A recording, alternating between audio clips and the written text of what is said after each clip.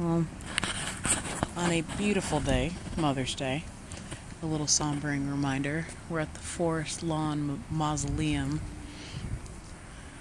Memorial Terrace entrance.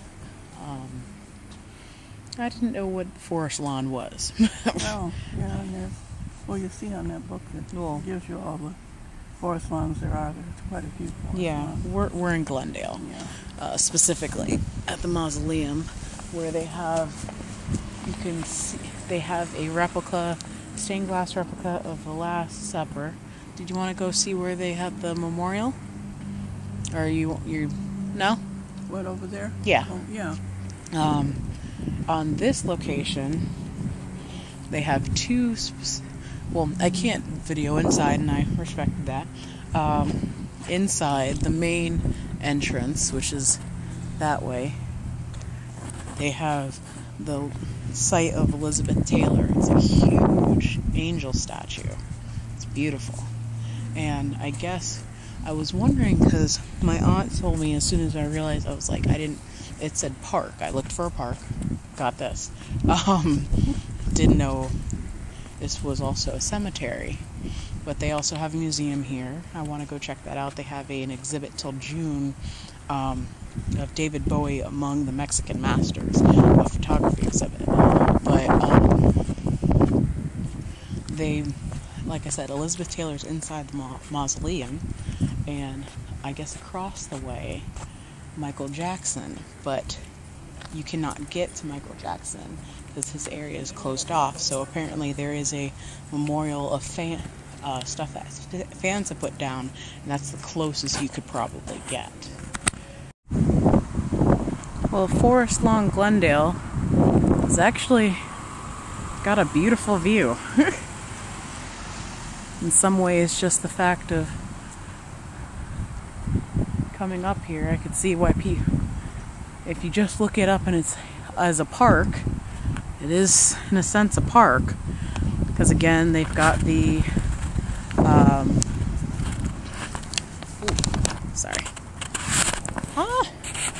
okay, it's lots of greenery. There are funerals here. My aunt told me she's actually been here for a few memorials. And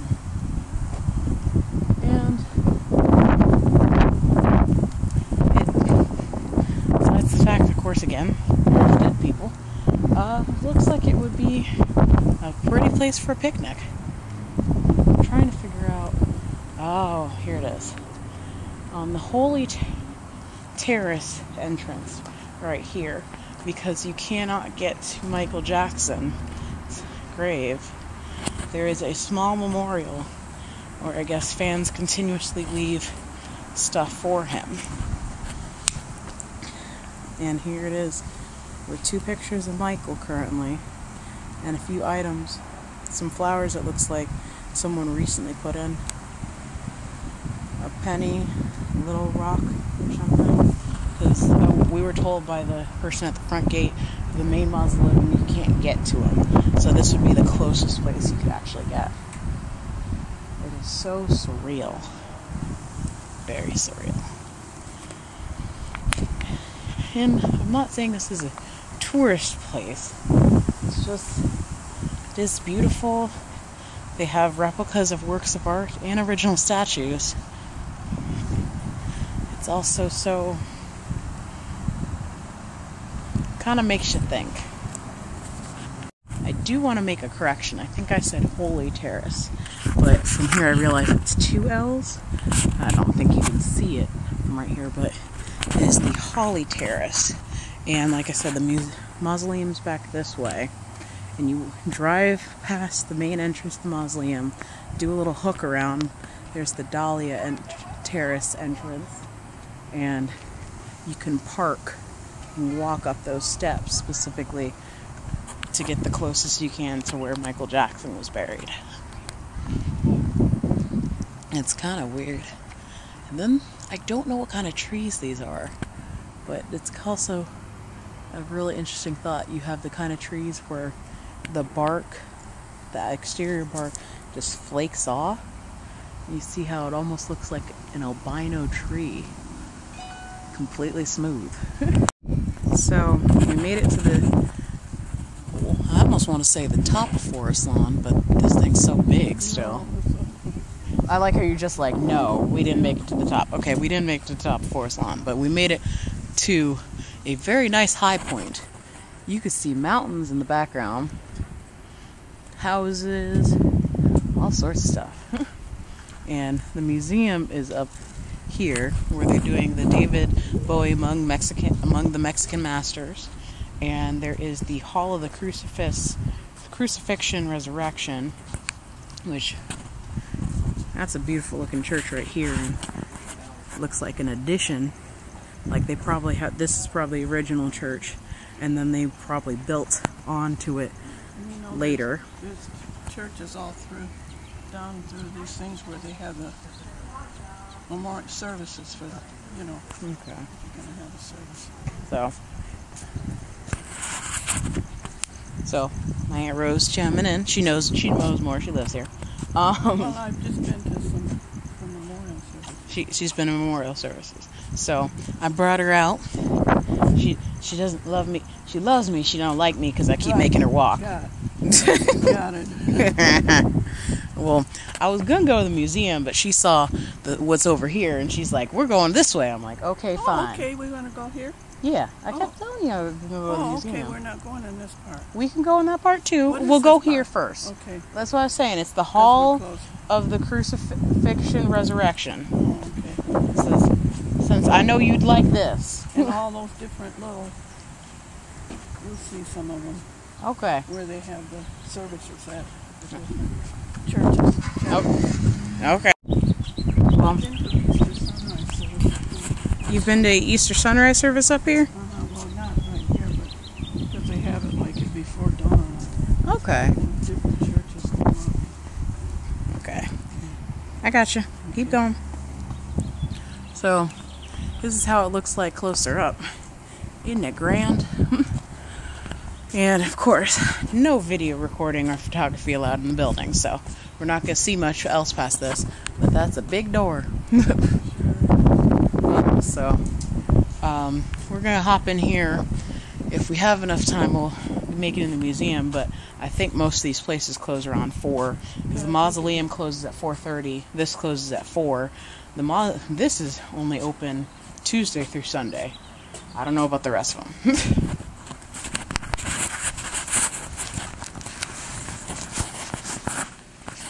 So the presentation inside, it's not a lot if you get here during the time that nothing's happening. There are stained glass windows from a St. Joseph's Cathedral in Buffalo, New York that are cited back to 1913. Now, we're in Glendale, California. I'm not going to have time to put a map in here. Maybe I will, maybe I won't. I'm pretty sure I won't. That, when you think about it, Buffalo, New York, other side of the country. It doesn't describe why the stained glass windows are here, but they're here. And if you get here, I guess at the top of the hour, they do a presentation inside, and this bigger back area that's got the cross up there, I guess they maybe take people back there and do a church sermon. I'm not exactly sure. Again, we're not here on the top of the hour. The last one's at 4, so we're gonna hop on into the museum for a hot minute while you're still agreeable with me. You still agreeable? Oh yeah. Okay. And see the museum. And maybe we might go see some other stuff. Apparently there's a labyrinth in here. That's one of the chapels that we have. So that's another chapel they have services in it, Rose? Yeah. Okay. Across the way. But we don't have... When you come out for a service, they'll tell you, you tell them what chapel it's going to be in, and they tell you how to get there. Okay. So there's a lot of chapels around here. Yeah. But most of all, which I almost found unique because there is an exhibit with David Bowie, there is a labyrinth somewhere in here. I want to go see it. As long as there's no minotaurs, I'm starting to get this that a lot of museums don't like Mondays, but The museum and museum store is open Tuesday through Sunday, 10 a.m. to 5 p.m. We're going to go see David Bowie, Among the Mexican Masters, which is here till June 15th, a photography thing. Then there's the permanent collection, which is here all the time. So I'm pretty sure they're going to tell me to turn this thing off, so we're going to go inside now, right? Yeah. Let's go. Okay. I'll admit they didn't officially say no for videography, but at the back end of the museum is where the photography exhibit is, and there's a picture of David Bowie. These were all the photos were taken in '97 when he was in Mexico, and a quote is, "I don't know where I'm going from here, but I promise it won't be boring. David Robert Jones, aka David Bowie." Oh, and this is the view behind the museum. It's crazy.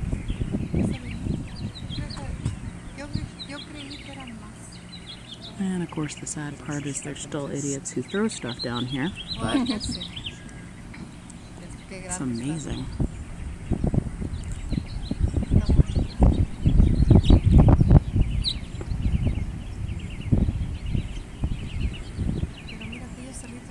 Well, I made it into Griffith Park, and I still want to see the observatory. The observatory, Griffith Observatory, surprisingly has like long hours. It's like 10 a.m. to 10 p.m.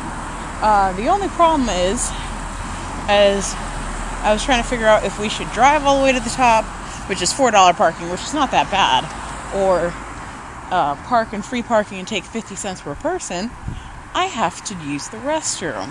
So unfortunately, I'm like drove up to one spot. Now I'm just walking down trying to see if I can find one. And if I don't, this is gonna be horrible. So yeah, that's the first things first. I left my aunt with the car. It's starting to chill out a little bit again. It hit the 80s today. I feel like the last few days it's been saying stuff like it's gonna be 60s, 60s, 70s. But it hit the 80s today, and she's gonna be okay. There's water in the car. It's getting really cool. The fact that I don't have my jacket on that I've been wearing every day is starting to bug me a little bit. But it's all good. It's all good.